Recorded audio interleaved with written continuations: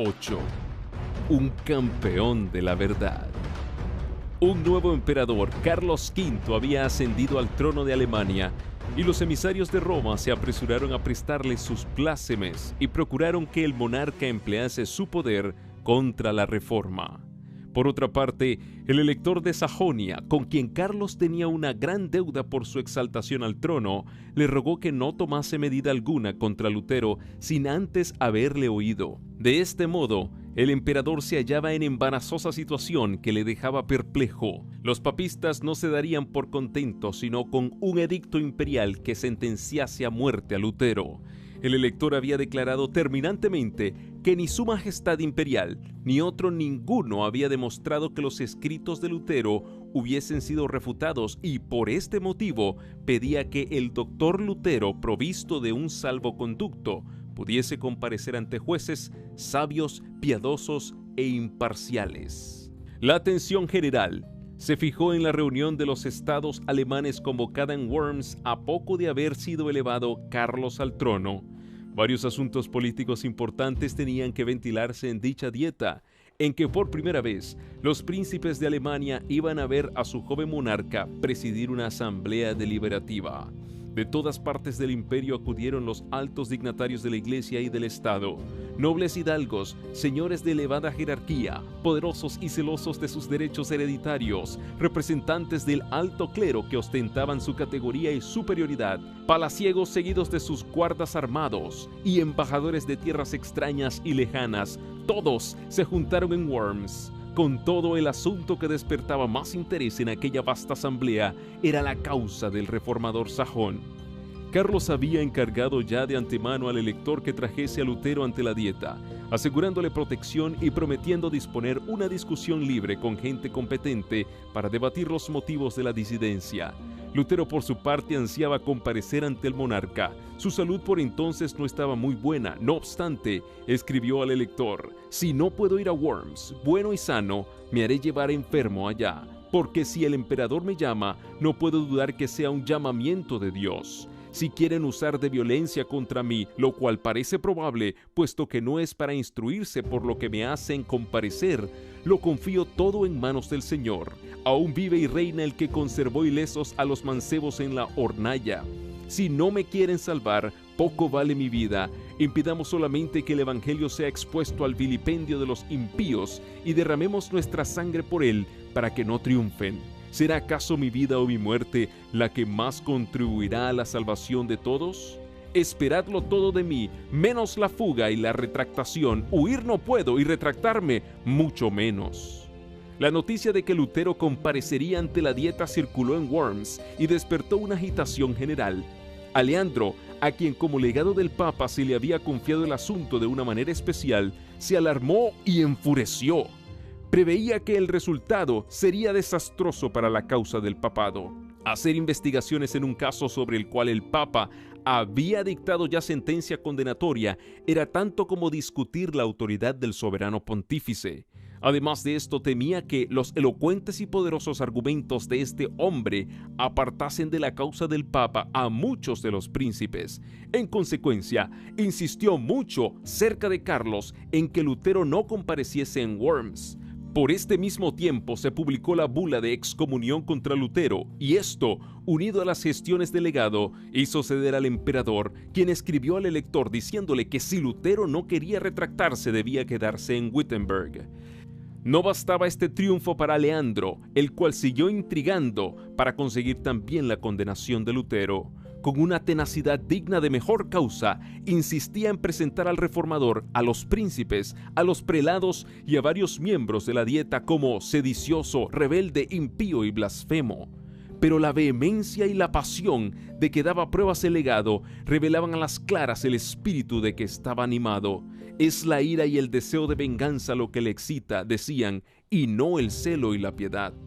La mayoría de los miembros de la dieta estaban más dispuestos que nunca a ver con benevolencia la causa del reformador y a inclinarse en su favor. Con redoblado celo insistió a Leandro cerca del emperador para que cumpliese su deber de ejecutar los edictos papales. Esto, empero, según las leyes de Alemania, no podía hacerse sin el consentimiento de los príncipes, y Carlos V, no pudiendo resistir a las instancias del nuncio, le concedió que llevara el caso ante la Dieta. Fue este un día de orgullo para el nuncio. La asamblea era grande y el negocio era aún mayor.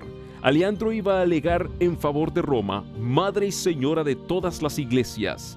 Iba a defender al primado de San Pedro ante los principados de la cristiandad. Tenía el don de la elocuencia y esta vez se elevó a la altura de la situación. Quiso la providencia que ante el tribunal más augusto Roma fuese defendida por el más hábil de sus oradores antes de ser condenada. Los que amparaban la causa de Lutero preveían de antemano, no sin recelo, el efecto que produciría el discurso del legado. El elector de Sajonia no se hallaba presente, pero por indicación suya habían concurrido algunos de sus cancilleres para tomar nota del discurso de Aleandro. Con todo el poder de la instrucción y la elocuencia se propuso a Aleandro derrocar la verdad.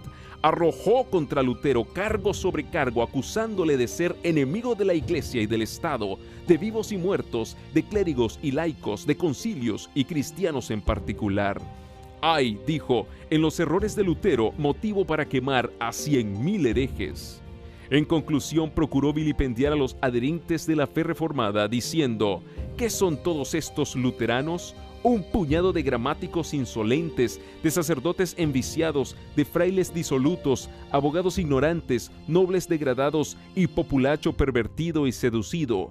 Cuánto más numeroso, más hábil, más poderoso es el partido católico. Un decreto unánime de esta ilustre asamblea iluminará a los sencillos, advertirá a los incautos, decidirá a los que dudan, fortalecerá a los débiles. Estas son las armas que en todo tiempo han esgrimido los enemigos de la verdad. Estos son los mismos argumentos que presentan hoy los que sostienen el error para combatir a los que propagan las enseñanzas de la palabra de Dios.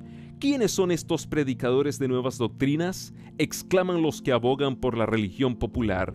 Son indoctos, escasos en número y los más pobres de la sociedad, y con todo pretenden tener la verdad y ser el pueblo escogido de Dios. Son ignorantes que se han dejado engañar. ¿Cuán superior es en número y en influencia nuestra iglesia? ¿Cuántos hombres grandes e ilustrados hay entre nosotros? ¿Cuánto más grande es el poder que está de nuestra parte? Estos son los argumentos que más sacan a relucir y que parecen tener influencia en el mundo, pero que no son ahora de más peso que en los días del gran reformador. La reforma no terminó, como muchos lo creen, al concluir la vida de Lutero. Tiene aún que seguir hasta el fin del mundo. Lutero tuvo una gran obra que hacer, la de dar a conocer a otros la luz que Dios hiciera brillar en su corazón, pero él no recibió toda la luz que iba a ser dada al mundo. Desde aquel tiempo hasta hoy y sin interrupción, nuevas luces han brillado sobre las Escrituras y nuevas verdades han sido dadas a conocer. Honda fue la impresión que produjo en la asamblea el discurso del legado. No hubo ningún Lutero para refutar los cargos del campeón papal con las verdades convincentes y sencillas de la palabra de Dios. Ningún esfuerzo se hizo para defender al reformador. Se manifestaba una disposición general, no solo para condenarlo junto con las doctrinas que enseñaba, sino para arrancar de raíz la herejía. Roma había disfrutado de la oportunidad más favorable para defender su causa. Se había dicho todo cuanto pudiera decirse para justificarla, pero aquella victoria aparente no fue sino la señal de la derrota. Desde aquel día el contraste entre la verdad y el error iba a resaltar más y más, porque la lucha entre ambos quedaba resueltamente empeñada. Nunca, desde aquel momento, iba a quedar Roma tan segura como antes lo estuviera. En tanto que la mayoría de los miembros de la Dieta no hubieran vacilado en entregar a Lutero a la venganza de Roma, no eran pocos los que echaban de ver con dolor la corrupción que prevalecía en la Iglesia y deseaban que se concluyera con los abusos que sufría el pueblo alemán como consecuencia de la degradación e inmoralidad del clero. El legado había presentado al gobierno del Papa del modo más favorable, pero entonces el Señor movió a uno de los miembros de la Dieta a que hiciese una verdadera exposición de los efectos de la tiranía papal. con noble firmeza el duque Jorge de Sajonia se levantó ante aquella asamblea de príncipes y expuso con aterradora exactitud los engaños y las abominaciones del papado y sus fatales consecuencias. En conclusión añadió: he aquí indicados algunos de los abusos de que acusan a Roma. Han echado a un lado la vergüenza y no se aplican más que a una cosa, al dinero, siempre más dinero, de modo que los predicadores que debieran enseñar la verdad no predican sino la mentira, y no solamente son tolerados, sino también recompensados, porque cuanto más mientan, tanto más ganan. De esta fuente cenagosa es de donde dimanan todas esas aguas corrompidas. El desarreglo conduce a la avaricia. ¡Ah! Es un escándalo que da el clero, precipitando así tantas almas a una condenación eterna. Se debe efectuar una reforma universal. Lutero mismo no hubiera podido hablar con tanta maestría y con tanta fuerza contra los abusos de Roma, y la circunstancia de ser el orador, un declarado enemigo del reformador, daba más valor a sus palabras. De haber estado abiertos los ojos de los circunstantes, habrían visto allí a los ángeles de Dios arrojando rayos de luz para disipar las tinieblas del error y abriendo las mentes y los corazones de todos para que recibiesen la verdad. Era el poder de Dios de verdad y de sabiduría el que dominaba a los mismos adversarios de la reforma y preparaba así el camino para la gran obra que iba a realizarse. Martín Lutero no estaba presente, pero la voz de uno más grande que Lutero se había dejado oír en la asamblea. La Dieta nombró una comisión encargada de sacar una lista de todas las opresiones papales que agobiaban al pueblo alemán. Esta lista, que contenía 101 especificaciones, fue presentada al emperador, acompañada de una solicitud en que se le pedía que tomase medidas encaminadas a reprimir estos abusos. ¿Cuántas almas cristianas se pierden?, decían los solicitantes. ¿Cuántas rapiñas, cuántas exacciones exorbitantes y de cuántos escándalos está rodeado el jefe de la cristiandad? Es menester precaver la ruina y el vilipendio de nuestro pueblo. Por esto, unánimemente, os suplicamos sumisos, pero con las más vivas instancias, que ordenéis una reforma general, que la emprendáis y la acabéis. El concilio pidió entonces que compareciese ante él el reformador. A pesar de las intrigas, protestas y amenazas de Aleandro, el emperador consintió al fin y Lutero fue citado a comparecer ante la Dieta. Con la notificación se expidió también un salvoconducto que garantizaba al reformador su regreso a un lugar seguro. Ambos documentos le fueron llevados por un heraldo encargado de conducir a Lutero de Wittenberg a Worms. Los amigos de Lutero estaban espantados y desesperados. Sabedores del prejuicio y de la enemistad que contra él reinaban, pensaban que ni aún el salvoconducto sería respetado y le aconsejaban que no expusiese su vida al peligro. Pero él replicó: los papistas no deseaban que yo fuese a Worms, pero sí mi condenación y mi muerte. No importa, rogad no por mí, sino por la palabra de Dios. Cristo me dará su espíritu para vencer a estos ministros del error. Yo los desprecio durante mi vida y triunfaré de ellos con mi muerte. En Worms se agitan para hacer que me retracte. He aquí cuál será mi retractación. Antes decía que el Papa era el vicario de Cristo, ahora digo que es el adversario del Señor y el apóstol del diablo. Lutero no iba a emprender solo su peligroso viaje. Además del mensajero imperial, se decidieron a acompañarle 3 de sus más fieles amigos. Melanchthon deseaba ardientemente unirse con ellos. Su corazón estaba unido con el de Lutero y se desvivía por seguirle, aún hasta la prisión o a la muerte, pero sus ruegos fueron inútiles. Si sucumbía Lutero, las esperanzas de la reforma quedarían cifradas en los esfuerzos de su joven colaborador. Al despedirse de él, díjole el reformador: si yo no vuelvo, caro hermano, y mis enemigos me matan, no ceses de enseñar la verdad y permanecer firme en ella. Trabaja en mi lugar. Si tú vives, poco importa que yo perezca. Los estudiantes y los vecinos que se habían reunido para ver partir a Lutero estaban hondamente conmovidos. Una multitud de personas cuyos corazones habían sido tocados por el Evangelio le despidieron con llantos. Así salieron de Wittenberg el reformador y sus acompañantes. En el camino notaron que siniestros presentimientos embargaban los corazones de cuantos hallaban al paso. En algunos puntos no les mostraron atención alguna. En uno de ellos, donde pernoctaron, un sacerdote amigo manifestó sus temores al reformador, enseñándole el retrato de un reformador italiano que había padecido el martirio. A la mañana siguiente se supo que los escritos de Lutero habían sido condenados en Worms. Los pregoneros del emperador publicaban su decreto y obligaban al pueblo a que entregase a los magistrados las obras del reformador. El heraldo, temiendo por la seguridad de Lutero en la dieta y creyendo que ya empezaba a cejar en su propósito de acudir a la dieta, le preguntó si estaba aún resuelto a seguir adelante. Lutero contestó: «Aunque se me ha puesto entredicho en todas las ciudades, continuaré». En Erfurt, Lutero fue recibido con honra. Rodeado por multitudes que le admiraban, cruzó aquellas mismas calles que antes recorriera tan a menudo con su bolsa de limosnero. Visitó la celda de su convento y meditó en las luchas mediante las cuales la luz que ahora inundaba Alemania había penetrado en su alma. Deseaban oírle predicar. Esto le era prohibido, pero el heraldo dio su consentimiento y el mismo que había sido fraile sirviente del convento ocupó ahora el púlpito. Habló a la vasta concurrencia de las palabras de Cristo: «La paz sea con vosotros».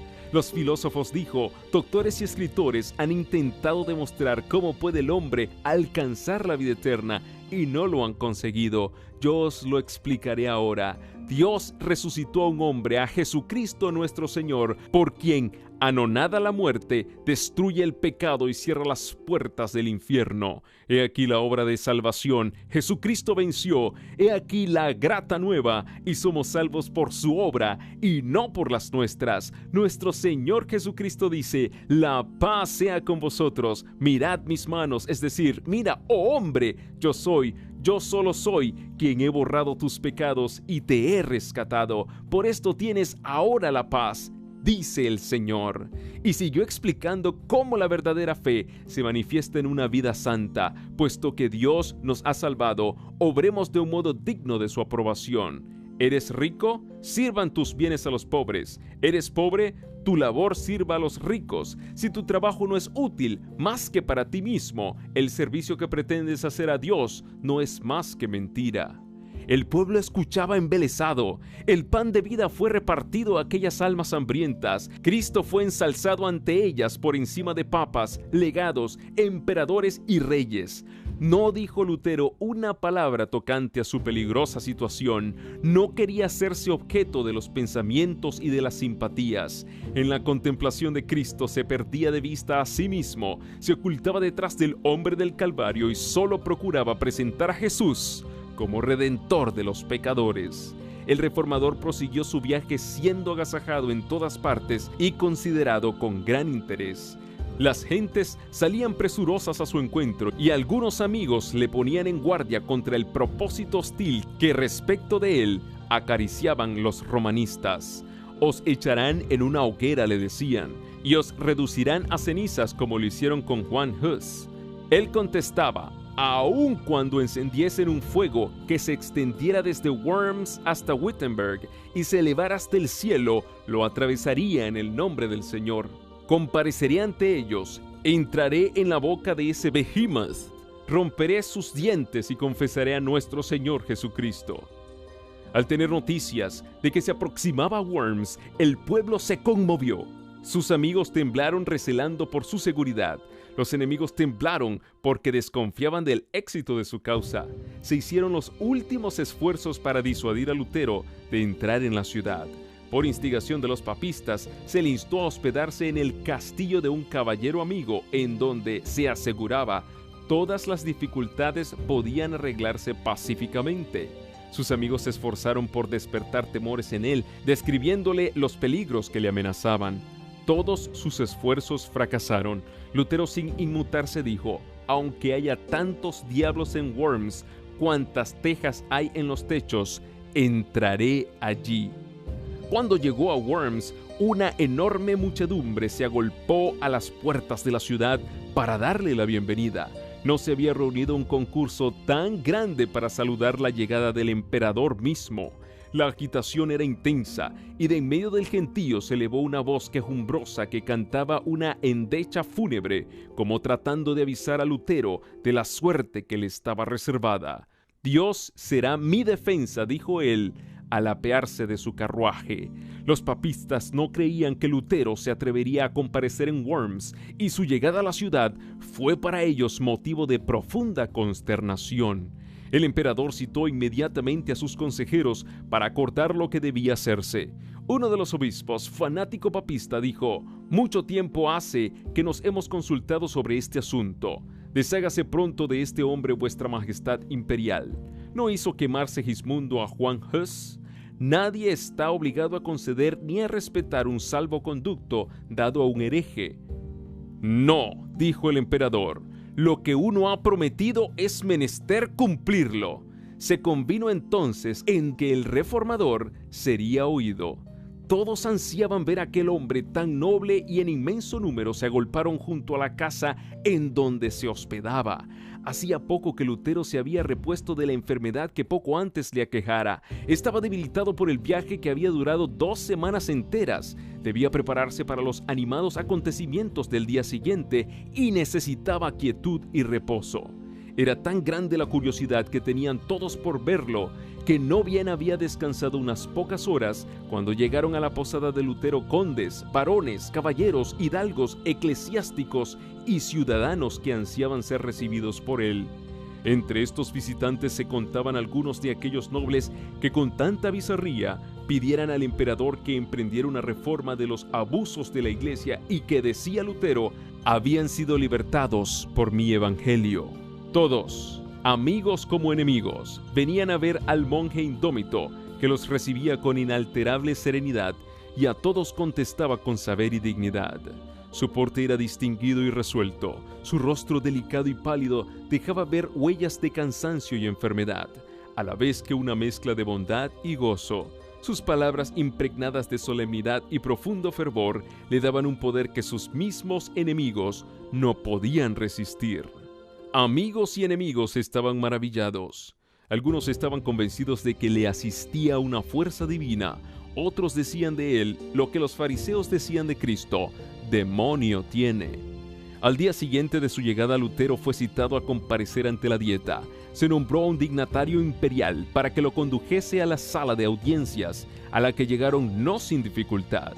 Todas las calles estaban obstruidas por el gentío que se agolpaba en todas partes, curioso de conocer al monje que se había atrevido a resistir la autoridad del Papa.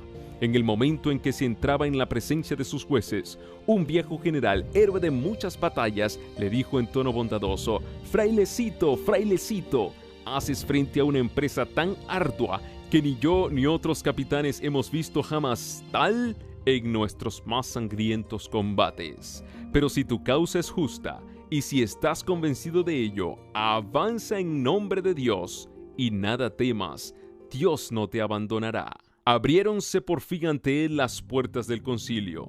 El emperador ocupaba el trono, rodeado de los más ilustres personajes del imperio. Ningún hombre compareció jamás ante una asamblea tan imponente como aquella ante la cual compareció Martín Lutero para dar cuenta de su fe. Esta comparecencia era ya un manifiesto triunfo conseguido sobre el papismo. El Papa había condenado a este hombre y él se hallaba ante un tribunal que se colocaba así sobre el Papa. El Papa le había puesto en entredicho y expulsado de toda sociedad humana, y sin embargo se le había convocado con términos honrosos e introducido ante la más augusta asamblea del universo. El Papa le había impuesto silencio. Él iba a hablar delante de miles de oyentes reunidos de los países más remotos de la cristiandad. Una revolución sin límites se había cumplido así por medio de Lutero. Roma bajaba ya de su trono y era la palabra de un fraile la que le hacía descender. Al verse ante tan augusta asamblea, el reformador de humilde cuna pareció sentirse cohibido. Algunos de los príncipes, observando su emoción, se acercaron a él y uno de ellos le dijo al oído: «No temáis a aquellos que no pueden matar más que el cuerpo y que nada pueden contra el alma». Otro añadió también: «Cuando os entregaren ante los reyes y los gobernadores, no penséis cómo o qué habéis de hablar, el Espíritu de vuestro Padre hablará por vosotros». Así fueron recordadas las palabras de Cristo por los grandes de la tierra para fortalecer al siervo fiel en la hora de la prueba. Lutero fue conducido hasta un lugar situado frente al trono del emperador. Un profundo silencio reinó en la numerosa asamblea. Enseguida un alto dignatario se puso en pie y, señalando una colección de los escritos de Lutero, exigió que el reformador contestase 2 preguntas: si reconocía aquellas obras como suyas y si estaba dispuesto a retractar el contenido de ellas. Habiendo sido leídos los títulos de los libros, Lutero dijo que sí los reconocía como suyos.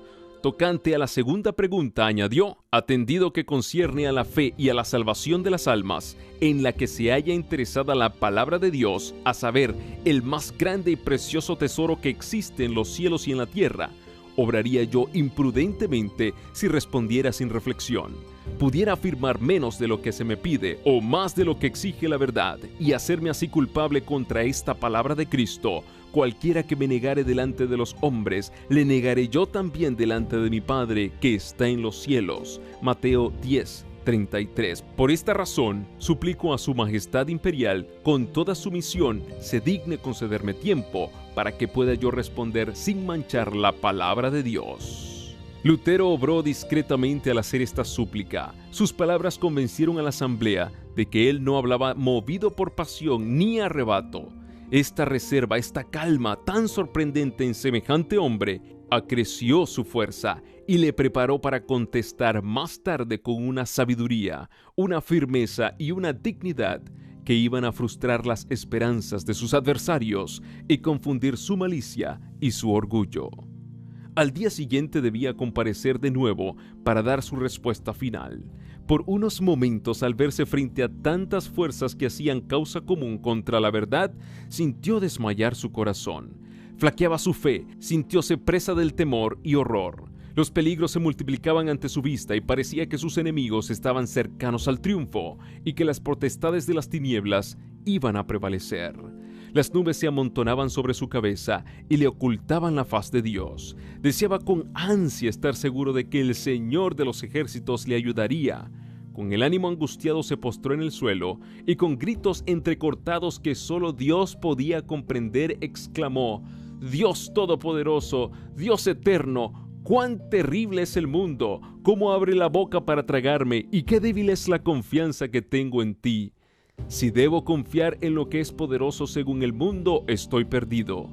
Está tomada la última resolución y está pronunciada la sentencia. Oh Dios mío, asísteme contra toda la sabiduría del mundo. Hazlo tú solo, porque no es obra mía, sino tuya. Nada tengo que hacer aquí, nada tengo que combatir contra estos grandes del mundo, mas es tuya la causa y ella es justa y eterna. Oh Señor, sé mi ayuda, Dios fiel, Dios inmutable. No confío en ningún hombre, pues sería en vano, por cuanto todo lo que procede del hombre fallece. Me elegiste para esta empresa. Permanece a mi lado en nombre de tu Hijo muy amado Jesucristo, el cual es mi defensa, mi escudo y mi fortaleza». Una sabia providencia permitió a Lutero apreciar debidamente el peligro que le amenazaba, para que no confiase en su propia fuerza y se arrojase al peligro con temeridad y presunción. Sin embargo, no era el temor del dolor corporal, ni de las terribles torturas que le amenazaban, ni la misma muerte que parecía tan cercana lo que le abrumaba y le llenaba de terror. Había llegado el momento crítico y no se sentía capaz de hacerle frente. Temía que por su debilidad la causa de la verdad se malograra. No suplicaba a Dios por su propia seguridad, sino por el triunfo del Evangelio. La angustia que sintiera Israel en aquella lucha nocturna que sostuviera a orillas del arroyo solitario era la que él sentía en su alma, y lo mismo que Israel, Lutero prevaleció con Dios. En su desamparo, su fe se cifró en Cristo, el poderoso libertador. Sintióse fortalecido con la plena seguridad de que no comparecería solo ante el concilio. La paz volvió a su alma e inundóse de gozo su corazón al pensar que iba a ensalzar a Cristo ante los gobernantes de la nación. Con el ánimo puesto en Dios, se preparó Lutero para la lucha que le aguardaba. Meditó un plan de defensa, examinó pasajes de sus propios escritos y sacó pruebas de las Santas Escrituras para sustentar sus proposiciones. Luego, colocando la mano izquierda sobre la Biblia, que estaba abierta delante de él, alzó la diestra hacia el cielo y juró permanecer fiel al Evangelio y confesar libremente su fe, aunque tuviese que sellar su confesión con su sangre. Cuando fue llevado nuevamente ante la dieta, no revelaba su semblante sombra alguna de temor ni de cortedad. Sereno y manso, a la vez que valiente y digno, presentóse como testigo de Dios entre los poderosos de la tierra. El canciller le exigió que dijese si se retractaba de sus doctrinas. Lutero respondió del modo más sumiso y humilde, sin violencia ni apasionamiento. Su porte era correcto y respetuoso, si bien revelaba en sus modales una confianza y un gozo que llenaban de sorpresa a la asamblea. Serenísimo emperador, ilustres príncipes, benignísimos señores, dijo Lutero, comparezco humildemente hoy ante vosotros, según la orden que se me comunicó ayer, suplicando por la misericordia de Dios a vuestra majestad y a vuestras augustas altezas se dignen escuchar bondadosamente la defensa de una causa acerca de la cual tengo la convicción que es justa y verdadera. Si falto por ignorancia a los usos y conveniencias de las cortes, perdonádmelo, pues no he sido educado en los palacios de los reyes, sino en la obscuridad del claustro. Entrando luego en el asunto pendiente, hizo constar que sus escritos no eran todos del mismo carácter. En algunos había tratado de la fe y de las buenas obras, y aún sus enemigos los declaraban no solo inofensivos, sino hasta provechosos. Retractarse de ellos, dijo, sería condenar verdades que todo el mundo se goza en confesar. En otros escritos exponía los abusos y la corrupción del papado. Revocar lo que había dicho sobre el particular equivaldría a infundir nuevas fuerzas a la tiranía de Roma y abrir tan grandes impiedades a una puerta aún más ancha. Finalmente había una tercera categoría de escritos en que atacaba a simples particulares que querían defender los males reinantes. En cuanto a esto, confesó francamente que los había atacado con más acritud de lo debido. No se declaró inocente, pero tampoco podía retractar dichos libros sin envalentonar a los enemigos de la verdad, dándoles ocasión para despedazar con mayor crueldad al pueblo de Dios. Sin embargo, añadió, soy un simple hombre y no Dios. Por consiguiente, me defenderé como lo hizo Jesucristo al decir, si he hablado mal, dadme testimonio del mal. Os conjuro por el Dios de las misericordias a vos, serenísimo emperador, y a vosotros, ilustres príncipes, y a todos los demás, de alta o baja graduación, a que me probéis por los escritos de los profetas y de los apóstoles, que he errado. Así que me hayáis convencido, retractaré todos mis errores y seré el primero en echar mano de mis escritos para arrojarlos a las llamas. Lo que acabo de decir muestra claramente que he considerado y pesado bien los peligros a que me expongo, pero lejos de acobardarme, es para mí motivo de gozo ver que el Evangelio es hoy día lo que antes una causa de disturbio y de discordia. Este es el carácter y el destino de la palabra de Dios. No vine a traeros paz, sino guerra, dijo Jesucristo. Dios es admirable y terrible en sus juicios. Temamos que al pretender reprimir las discordias, persigamos la palabra de Dios y hagamos caer sobre nosotros un diluvio de irresistibles peligros, desastres presentes y desolaciones eternas. Yo pudiera citar ejemplos sacados de la Sagrada Escritura y hablaros de Faraón, de los reyes de Babilonia y de los de Israel, quienes jamás obraron con más eficacia para su ruina que cuando por consejos, en apariencia muy sabios, pensaban consolidar su imperio. Dios remueve las montañas y las derriba antes que lo perciban. Lutero había hablado en alemán, se le pidió que repitiera su discurso en latín, y aunque rendido por el primer esfuerzo, hizo lo que se le pedía y repitió su discurso en latín con la misma energía y claridad que la primera vez. La providencia de Dios dirigió este asunto. La mente de muchos de los príncipes estaba tan cegada por el error y la superstición que la primera vez no apreciaron la fuerza de los argumentos de Lutero, pero al repetirlos el orador pudieron darse mejor cuenta de los puntos desarrollados por él. Aquellos que cerraban obstinadamente los ojos para no ver la luz, resueltos ya a no aceptar la verdad, se llenaron de ira al oír las poderosas palabras de Lutero. Tan luego como hubo dejado de hablar, el que tenía que contestar en nombre de la Dieta le dijo con indignación: «No habéis respondido a la pregunta que se os ha hecho. Se exige de vos una respuesta clara y precisa. ¿Queréis retractaros, sí o no?». El reformador contestó: «Ya que su serenísima majestad y sus altezas exigen de mí una respuesta sencilla, clara y precisa, voy a darla, y es esta: yo no puedo someter mi fe ni al Papa ni a los concilios, porque es tan claro como la luz del día que ellos han caído muchas veces en el error, así como en muchas contradicciones consigo mismos. Por lo cual, si no se me convence con testimonios bíblicos o con razones evidentes, y si no se me persuade con los mismos textos que yo he citado, y si no sujetan mi conciencia a la palabra de Dios, yo no puedo ni quiero retractar nada, por no ser digno de un cristiano hablar contra su conciencia. Heme aquí, no me es dable hacerlo de otro modo. Que Dios me ayude. Amén». Así se mantuvo este hombre recto en el firme fundamento de la palabra de Dios.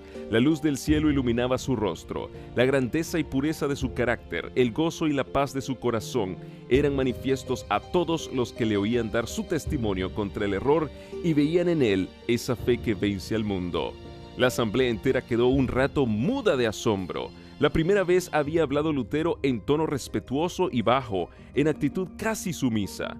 Los romanistas habían interpretado todo esto como prueba evidente de que el valor empezaba a faltarle. Se habían figurado que la solicitud de un plazo para dar su contestación equivalía al preludio de su retractación. Carlos mismo, al notar no sin desprecio el hábito raído del fraile, su actitud tan llana, la sencillez de su oración, había exclamado: «Por cierto, no será este monje el que me convierta en hereje». Empero el valor y la energía que esta vez desplegara, así como la fuerza y la claridad de sus argumentaciones, los dejaron a todos sorprendidos. El emperador, lleno de admiración, exclamó entonces: «El fraile habla con un corazón intrépido y con inmutable valor». Muchos de los príncipes alemanes veían con orgullo y satisfacción a este representante de su raza. Los partidarios de Roma estaban derrotados, su causa ofrecía un aspecto muy desfavorable. Procuraron conservar su poderío, no por medio de las escrituras, sino apelando a las amenazas, como lo hace siempre Roma en semejantes casos. El orador de la Dieta dijo: «Si no te retractas, el emperador y los estados del imperio verán lo que debe hacerse con un hereje obstinado». Los amigos de Lutero, que habían oído su noble defensa, poseídos de sincero regocijo, temblaron al oír las palabras del orador oficial. Pero el doctor mismo, con toda calma, repuso: «Dios me ayude, porque de nada puedo retractarme». Se indicó a Lutero que se retirase mientras los príncipes deliberaban.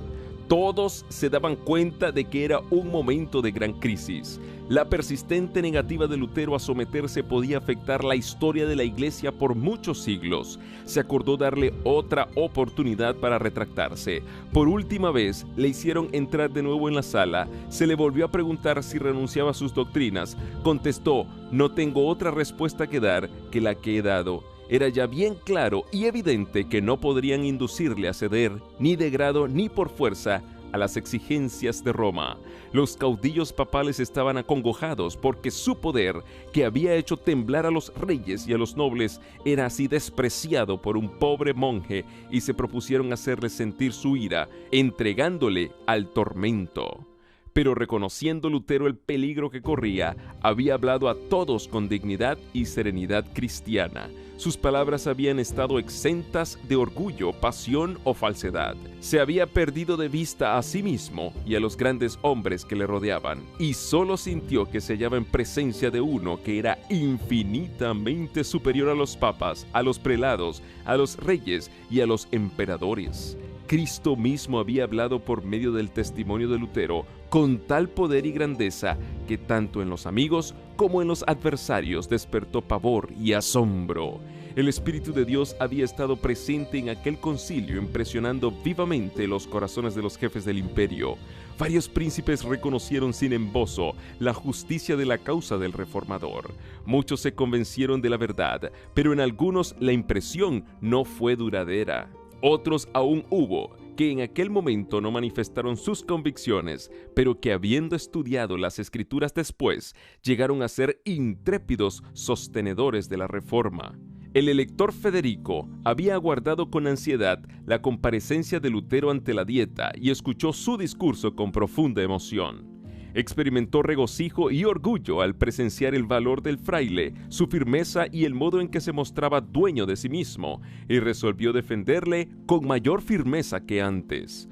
Comparó entre sí a ambas partes contendientes y vio que la sabiduría de los papas, de los reyes y de los prelados había sido anulada por el poder de la verdad. El papado había sufrido una derrota que iba a dejarse sentir en todas las naciones a través de los siglos. Al notar el legado el efecto que produjeran las palabras de Lutero, temió como nunca había temido por la seguridad del poder papal y resolvió echar mano de todos los medios que estuviesen a su alcance para acabar con el reformador. Con toda la elocuencia y la habilidad diplomática que le distinguían en gran manera, le pintó al joven emperador la insensatez y el peligro que representaba el sacrificar en favor de un insignificante fraile la amistad y el apoyo de la poderosa sede de Roma. Sus palabras no fueron inútiles. El día después de la respuesta de Lutero, Carlos mandó a la Dieta un mensaje en que manifestaba su determinación de seguir la política de sus antecesores, de sostener y proteger la religión romana. Ya que Lutero se negaba a renunciar a sus errores, se tomarían las medidas más enérgicas contra él y contra las herejías que enseñaba. Un solo fraile, extraviado por su propia locura, se levanta contra la fe de la cristiandad. Sacrificaré mis reinos, mi poder, mis amigos, mis tesoros, mi cuerpo, mi sangre, mi espíritu y mi vida para contener esta impiedad. Voy a despedir al agustino Lutero, prohibiéndole causar el más leve tumulto entre el pueblo. Enseguida procederé contra él y sus secuaces, como contra herejes declarados por medio de la excomunión, de la suspensión y por todos los medios convenientes para destruirlos. Pido a los miembros de los estados que se conduzcan como fieles cristianos. No obstante, el emperador declaró que el salvoconducto de Lutero debía ser respetado y que antes de que se pudiese proceder contra él, debía dejársele llegar a su casa sano y salvo. Dos opiniones encontradas fueron entonces propuestas por los miembros de la Dieta. Los emisarios y representantes del Papa solicitaron que el salvoconducto del reformador fuera violado. El Rin, decían, debe recibir sus cenizas, como recibió hace un siglo las de Juan Hus. Pero los príncipes alemanes, si bien papistas y enemigos jurados de Lutero, se opusieron a que se violara así la fe pública, alegando que aquello sería un baldón en el honor de la nación. Recordaron las calamidades que habían sobrevenido por la muerte de Juan Hus y declararon que ellos no se atrevían a acarrearlas a Alemania ni a su joven emperador. Carlos mismo dijo, en respuesta a la vil propuesta: aun cuando la buena fe y la fidelidad fuesen desterradas del universo, deberían hallar refugio en el corazón de los príncipes.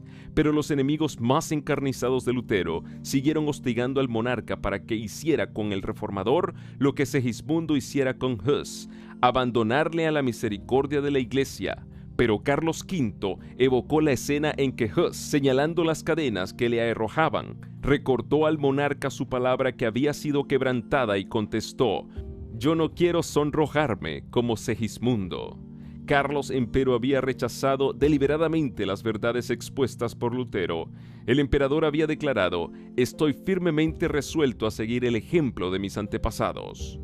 Estaba decidido a no salirse del sendero de la costumbre, ni siquiera para ir por el camino de la verdad y de la rectitud. Por la razón de que sus padres lo habían sostenido, él también sostendría al papado y toda su crueldad y corrupción. De modo que se dispuso a no aceptar más luz que la que habían recibido sus padres y a no hacer cosa que ellos no hubiesen hecho. Son muchos los que en la actualidad se aferran a las costumbres y tradiciones de sus padres. Cuando el Señor les envía alguna nueva luz, se niegan a aceptarla porque sus padres, no habiéndola conocido, no la recibieron. No estamos en la misma situación que nuestros padres y por consiguiente, nuestros deberes y responsabilidades no son los mismos tampoco. No nos aprobará Dios si miramos el ejemplo de nuestros padres para determinar lo que es nuestro deber en vez de escudriñar la Biblia por nosotros mismos. Nuestra responsabilidad es más grande que la de nuestros antepasados. Somos deudores por la luz que recibieron ellos y que nos entregaron como herencia, y deudores por la mayor luz que nos alumbra hoy procedente de la palabra de Dios. Cristo dijo a los incrédulos judíos: si yo no hubiera venido y les hubiera hablado, no hubieran tenido pecado, mas ahora no tienen excusa por su pecado. Juan 15:22. El mismo poder divino habló por boca de Lutero al emperador y a los príncipes de Alemania, y mientras la luz resplandecía procedente de la palabra de Dios, su espíritu alegó por última vez con muchos de los que se hallaban en aquella asamblea. Así como Pilato, siglos antes, permitiera que el orgullo y la popularidad le cerraran el corazón para que no recibiera al Redentor del mundo, y así como el cobarde Félix rechazara el mensaje de verdad diciendo: ahora vete, mas en teniendo oportunidad te llamaré, y así como el orgulloso Agripa confesara: por poco me persuades a ser cristiano, Hechos 24:25, 26:28, pero rechazó el mensaje que le era enviado del cielo, así también Carlos V, cediendo a las instancias del orgullo y de la política del mundo, decidió rechazar la luz de la verdad. Corrían por todas partes muchos rumores de los proyectos hostiles a Lutero y despertaban gran agitación en la ciudad. Lutero se había conquistado muchos amigos que, conociendo la traidora crueldad de Roma, para con los que se atrevían a sacar a luz sus corrupciones, resolvieron evitar a todo trance que él fuese sacrificado. Centenares de nobles se comprometieron a protegerle. No pocos denunciaban públicamente el mensaje imperial como prueba evidente de humillante sumisión al poder de Roma. Se fijaron pasquines en las puertas de las casas y en las plazas públicas, unos contra Lutero y otros en su favor. En uno de ellos se leían sencillamente estas enérgicas palabras del sabio: «Ay de ti, oh tierra, cuyo rey es un niño», Eclesiastés 10:16. El entusiasmo que el pueblo manifestaba en favor de Lutero en todas partes del imperio dio a conocer a Carlos y a la Dieta que si se cometía una injusticia contra él, bien podrían quedar comprometidas la paz del imperio y la estabilidad del trono. Federico de Sajonia observó una bien estudiada reserva, ocultando cuidadosamente sus verdaderos sentimientos para con el reformador, y al mismo tiempo lo custodiaba con incansable vigilancia, observando todos sus movimientos y los de sus adversarios. Pero había muchos que no se cuidaban de ocultar sus simpatías hacia Lutero. Era este visitado por príncipes, condes, varones y otras personas de distinción, clérigos y laicos. El pequeño cuarto del doctor, escribía Spalatino, no podía contener a todos los que acudían a verle. El pueblo le miraba como si fuese algo más que humano, y aun los que no creían en sus enseñanzas no podían menos que admirar en él la sublime integridad que le hacía desafiar la muerte antes que violar los dictados de su conciencia. Se hicieron esfuerzos supremos para conseguir que Lutero consintiera en transigir con Roma. Príncipes y nobles le manifestaron que si persistía en sostener sus opiniones contra la Iglesia y los concilios, pronto se le desterraría del imperio y entonces nadie le defendería. A esto respondió el reformador: el Evangelio de Cristo no puede ser predicado sin escándalo. ¿Cómo es posible que el temor o aprensión de los peligros me desprenda del Señor y de su palabra divina, que es la única verdad? No, antes daré mi cuerpo, mi sangre y mi vida.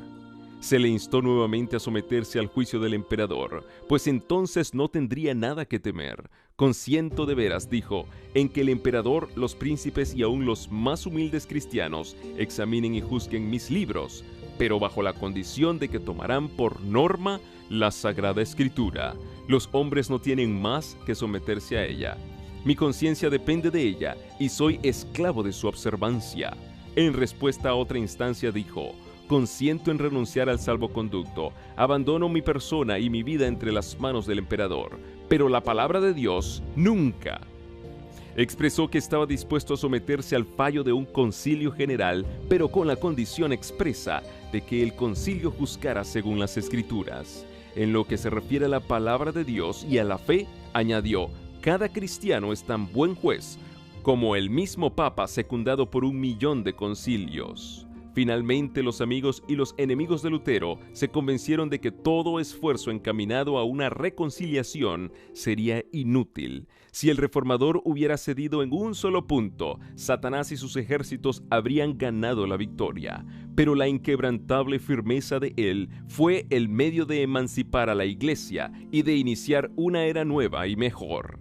La influencia de este solo hombre, que se atrevió a pensar y a obrar por sí mismo en materia de religión, iba a afectar a la Iglesia y al mundo, no solo en aquellos días, sino en todas las generaciones futuras. Su fidelidad y su firmeza fortalecerían la resolución de todos aquellos que, a través de los tiempos, pasaran por experiencia semejante. El poder y la majestad de Dios prevalecieron sobre los consejos de los hombres y sobre el gran poder de Satanás. Pronto recibió Lutero orden del emperador de volver al lugar de su residencia y comprendió que aquello era un síntoma precursor de su condenación. Nubes amenazantes se cernían sobre su camino, pero al salir de Worms, su corazón rebosaba de alegría y de alabanza. El mismo diablo, dijo él, custodiaba la ciudadela del Papa, mas Cristo abrió en ella una ancha brecha, y Satanás vencido se volvió precisado a confesar que el Señor es más poderoso que él. Después de su partida, deseoso aún de manifestar que su firmeza no había que tomarla por rebelión, escribió Lutero al emperador, diciendo entre otras cosas: Dios, que es el que lee el interior de los corazones, me es testigo de que estoy pronto a obedecer con diligencia a vuestra majestad, así en lo próspero como en lo adverso, ya por la vida, ya por la muerte, exceptuando solo la palabra de Dios por la que el hombre existe. En todas las cosas relativas al tiempo presente, mi fidelidad será perenne, puesto que en la tierra ganar o perder son cosas indiferentes a la salvación. Pero Dios prohíbe que en las cosas concernientes a los bienes eternos, el hombre se someta al hombre. En el mundo espiritual, la sumisión es un culto verdadero que no debe rendirse sino al Creador. En su viaje de regreso fue recibido en los pueblos del tránsito con más agasajos que los que se le tributaban al ir a Worms. Príncipes de la iglesia daban la bienvenida al excomulgado monje y gobernantes civiles tributaban honores al hombre a quien el monarca había despreciado. Se le instó a que predicase y, a despecho de la prohibición imperial, volvió a ocupar el púlpito. Dijo: «Nunca me comprometí a encadenar la palabra de Dios y nunca lo haré». No hacía mucho que el reformador dejara a Worms cuando los papistas consiguieron que el emperador expidiera contra él un edicto en el cual se denunciaba como el mismo Satanás bajo la figura humana y envuelto con hábito de fraile. Se ordenaba que tan pronto como dejara de ser valedero su salvoconducto, se tomaran medidas para detener su obra. Se prohibía guarecerle, suministrarle alimento, bebida o socorro alguno, con obras o palabras, en público o en privado. Debía apresársele en cualquier parte donde se le hallara y entregársele a las autoridades. Sus adeptos debían ser encarcelados también y sus bienes confiscados. Los escritos todos de Lutero debían ser destruidos y finalmente cualquiera que osara obrar en contradicción con el decreto quedaba incluido en las condenaciones del mismo. El elector de Sajonia y los príncipes más adictos a Lutero habían salido ya de Worms y el decreto del emperador recibió la sanción de la dieta. Los romanistas no cabían de gozo, consideraban que la suerte de la reforma estaba ya sellada, pero Dios había provisto un medio de escape para su siervo en aquella hora de peligro. Un ojo vigilante había seguido los movimientos de Lutero y un corazón sincero y noble se había resuelto a ponerle a salvo. Fácil era echar de ver que Roma no había de quedar satisfecha sino con la muerte del reformador, y solo ocultándose podía éste burlar las garras del león.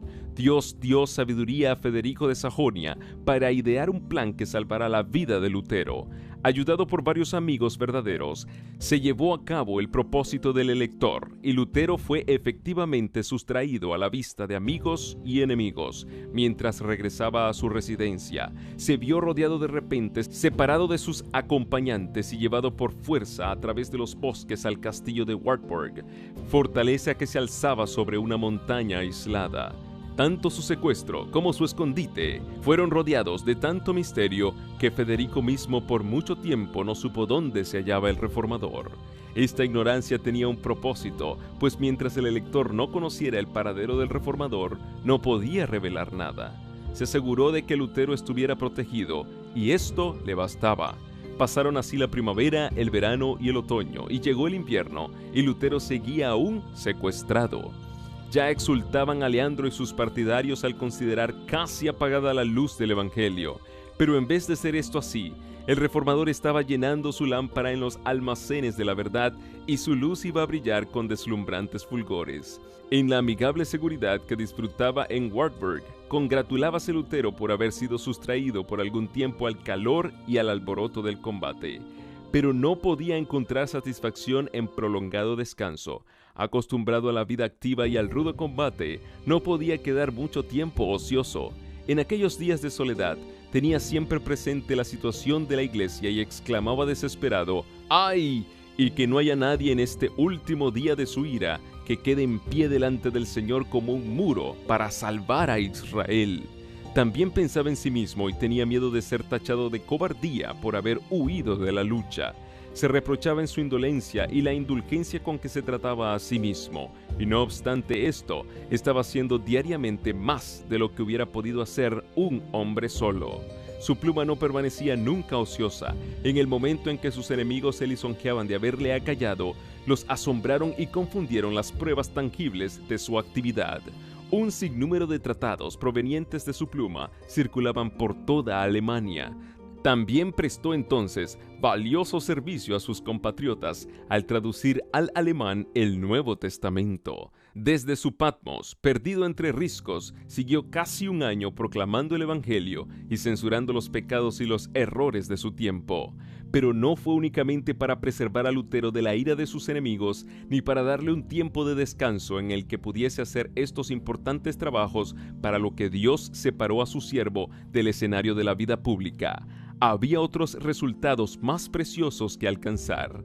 En el descanso y en la oscuridad de su montaña solitaria, quedó Lutero sin auxilio humano y fuera del alcance de las alabanzas y de la admiración de los hombres. Así fue salvado del orgullo y de la confianza en sí mismo, que a menudo son frutos del éxito. Por medio del sufrimiento y de la humillación, fue preparado para andar con firmeza en las vertiginosas alturas a donde había sido llevado de repente.